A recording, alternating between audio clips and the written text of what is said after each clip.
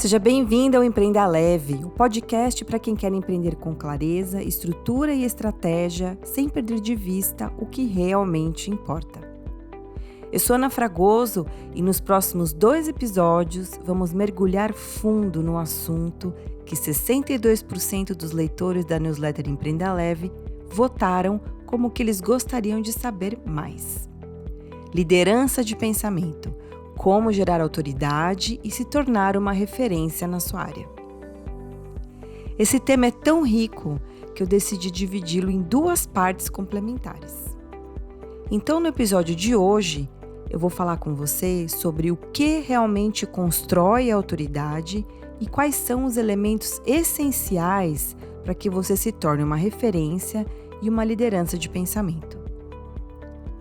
No episódio após esse, vamos falar sobre como aplicar esses elementos de forma prática no ciclo da autoridade.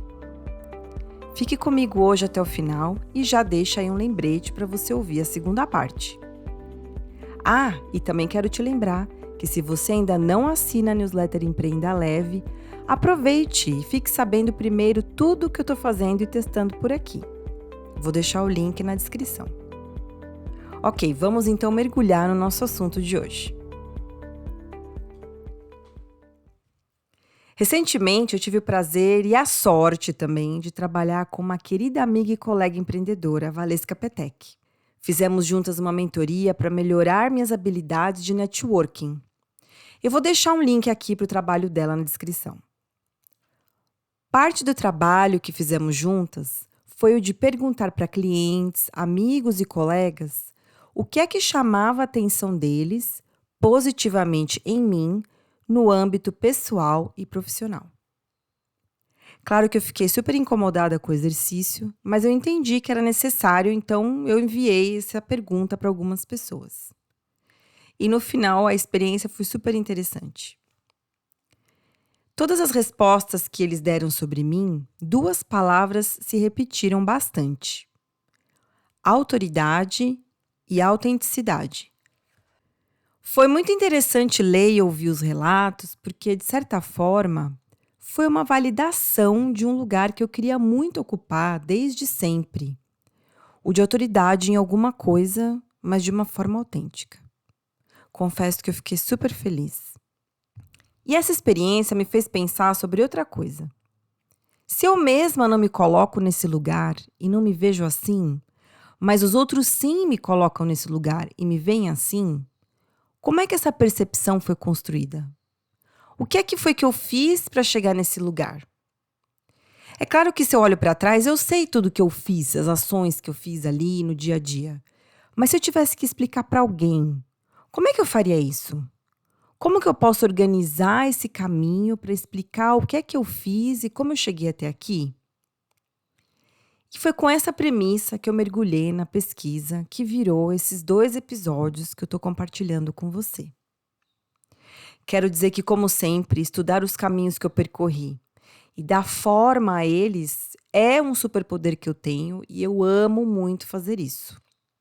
Então vamos ver o que é que eu descobri nessa pesquisa.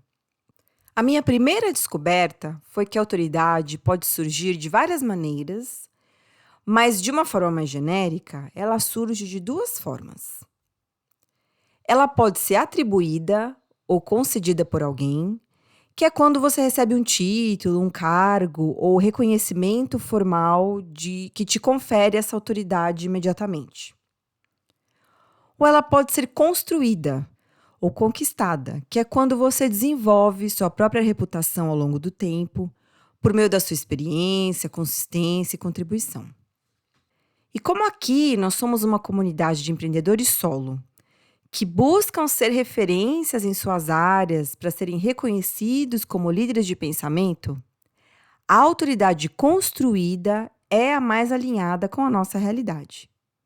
Então, a partir de agora, quero te dizer que tudo que eu disser sobre esse assunto vai ser pensando na autoridade construída/conquistada.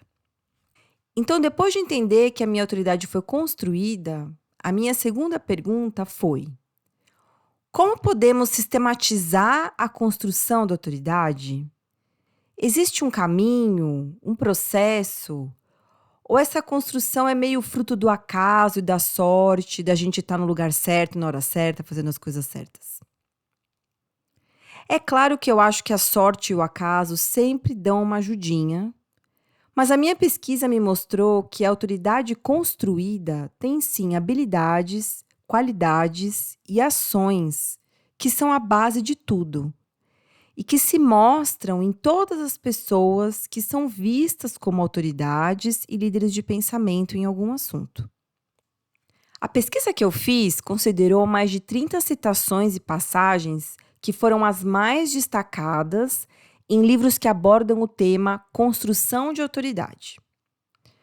Então, eu pesquisei livros como Marketing de Autoridade, do Adam Whitty, Artistas de Verdade Não Passam Fome, do Jeff Goins, o Manual do Conselheiro de Confiança, de Charles H. Green. Eu também pesquisei o Mostre Seu Trabalho, do Austin Kleon, Isso é Marketing, do Seth Godin, e o Venda com Autoridade, do Drew McClellan. São todos livros focados nessa área de como a gente gera e constrói autoridade. O que eu fiz foi juntar todas essas citações e organizá-las em 3 categorias. A primeira, quem você precisa ser para construir autoridade. A segunda, o que você precisa ter para construir autoridade. E a terceira, o que você precisa fazer para construir autoridade. Esse processo de organização foi muito interessante porque, quando eu estava separando essas ideias e citações, eu consegui enxergar várias coisas que eu já sou, tenho e faço, e várias coisas que eu ainda preciso ser, ter e fazer.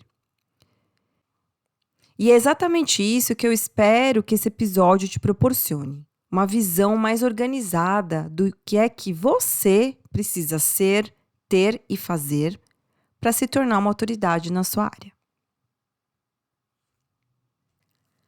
Na primeira categoria de quem você precisa ser para construir autoridade, os livros foram unânimes sobre as qualidades internas de como uma pessoa precisa ser para começar a ser uma autoridade em alguma coisa e se tornar um líder de pensamento.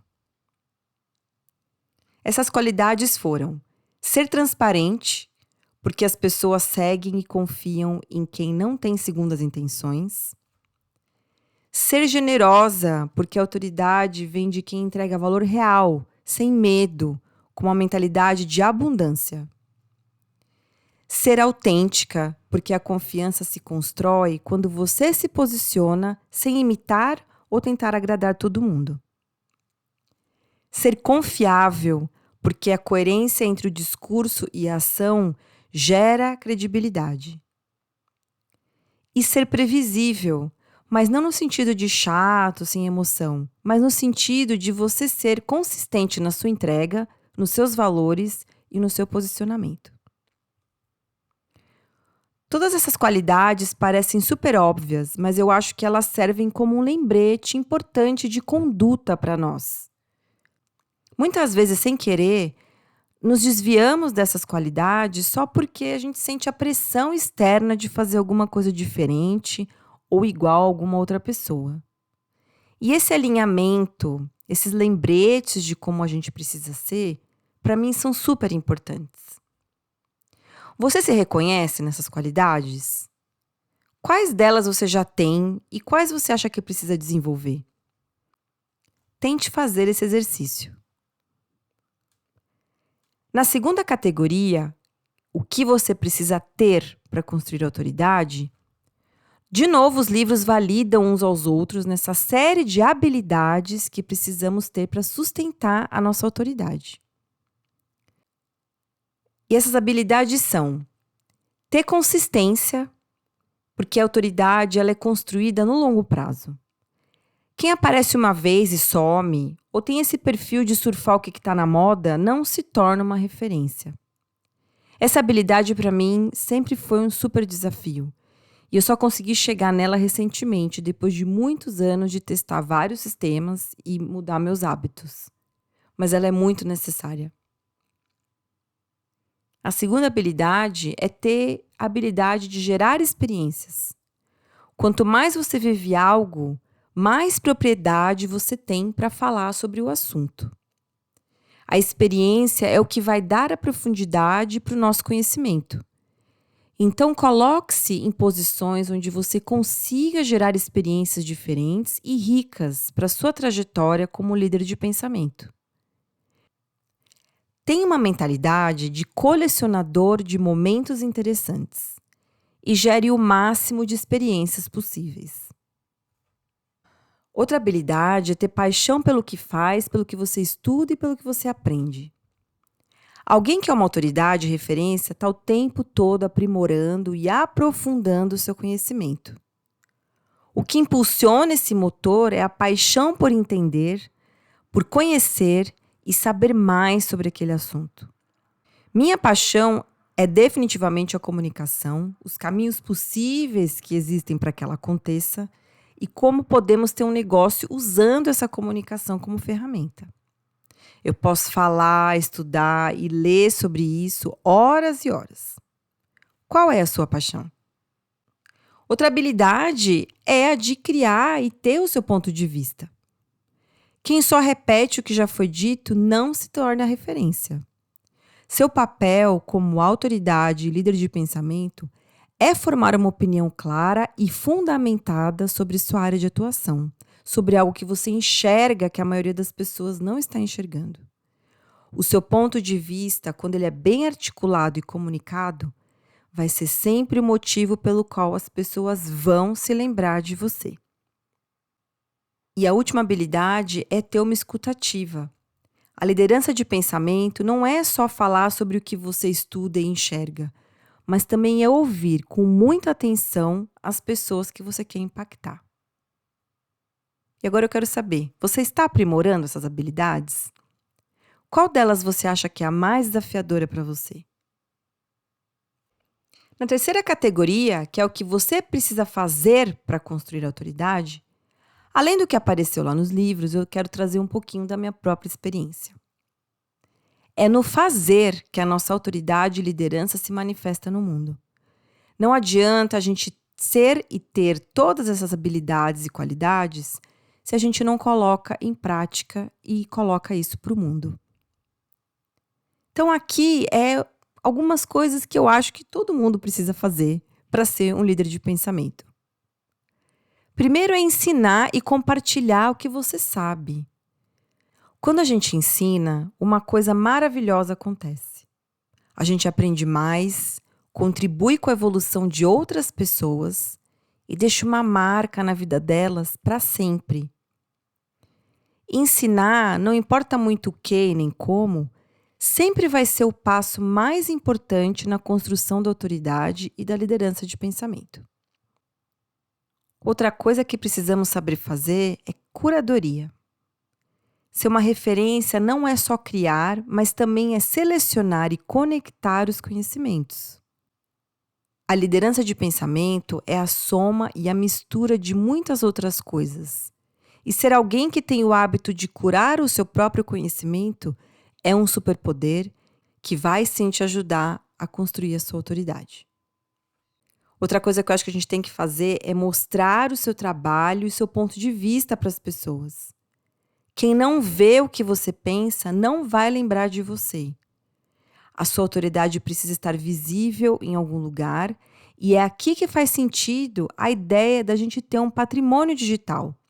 Um espaço seu onde as pessoas possam livremente te visitar e te conhecer. E todas essas coisas que a gente precisa fazer têm um objetivo, que é criar um mundo onde as pessoas queiram estar. Os líderes de pensamento inspiram, eles criam comunidades, movimentos e eles fazem com que outros queiram fazer parte do seu universo. Então, nessa primeira parte, falamos sobre o que é autoridade, como ela pode ser construída e quais são os principais pilares que sustentam uma autoridade verdadeira. No próximo episódio, vou continuar aprofundando esse assunto, vendo como aplicar essa construção de forma prática no ciclo da autoridade. E o assunto desse episódio é muito conectado com a estratégia de liderança de pensamento. Se você gostaria de aprofundar seu conhecimento nesse conceito, para poder aplicá-lo no seu negócio autoral, venha conhecer o curso online Elevando Ideias.